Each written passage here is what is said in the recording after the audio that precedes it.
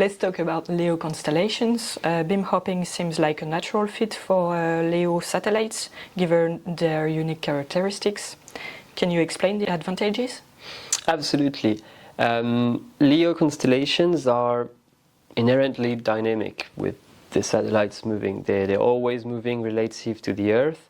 That means the demand on their beams will change dynamically and rapidly based on the user density. So a satellite that may be crossing Brittany, for example, you need to provide data to the users, and then when it moves over the Atlantic, then there is no more data to provide. So in this case, in relation with beam hopping, it's a perfect fit because it enables LEO satellite to adjust the coverage in real time. And this adaptability makes beam hopping a perfect match because they need to adapt their resource utilization across vast areas. So beam hopping is a perfect fit, yes. But is beam hopping only useful for LEO constellations? Of course not. It will benefit LEO constellation, but it will also benefit the new generation of satellites, which are the VHTS, very high throughput satellites, and the GEO ones. So contrary to those LEO satellites, the GEO satellites are on a fixed position on Earth, always with the same view.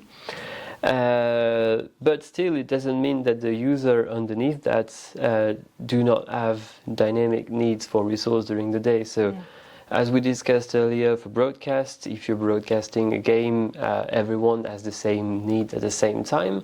But if you're trying to provide, I don't know, broadband access to users on mobility, then you need to be able to address different areas, because during the day maybe people will be at some place, and another time you may be able another place. So, and again, even not just mobility, depending if you want to address this type of customer one day and then another type of customer the other day, being able to readdress your beams dynamically will be an advantage also for GEO constellation.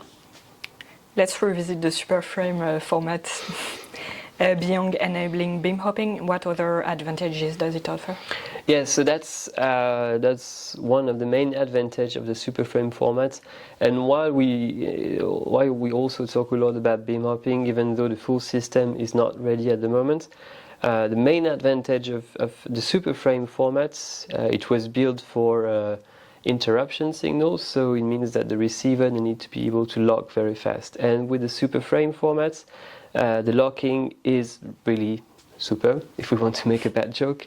But this is really important for LEO constellations, since the satellites they are moving and their operational time frame is quite short. They need to be able to lock on the signal super fast. So we see in the industry demands for Superframe for LEO satellite operators to be able to use and benefit from this fast lock time that comes with the Superframe format. Okay, that's critical for applications like video streaming, IoT, or autonomous vehicles, where even a brief service interruption could be problematic. Exactly, because fast locking time allows to avoid signal interruptions, and for those applications you mentioned, you don't want any signal interruption. So with the Superframe format, operators can benefit from this.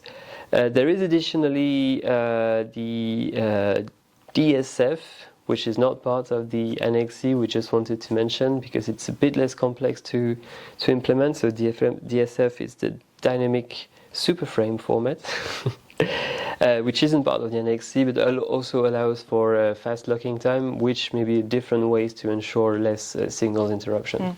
Okay. And what about 5G non-terrestrial networks, NTN?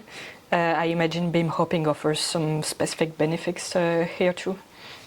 Yes, exactly. And in the current standardization of 5G NTN and in the 3GPP discussion, the beam hopping is being discussed a lot. Yes, because it allows satellites to support well, the dynamic nature of 5G NTN today and tomorrow, a direct-to-device approach, like already touched upon, but user density and demand vary drastically during the day, and you need to be able to address this, and this is what beam hopping was made for. So as we move further along with 5G NTN adoption and tomorrow at a later stage direct to device, or at least direct to users, beam hopping is necessary to be able to fully address this demand.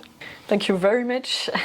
So yes, this discussion has highlighted how beam hopping, Annex E, Annex M are transforming the satellite industry, and how NNC's technologies is driving this transformation.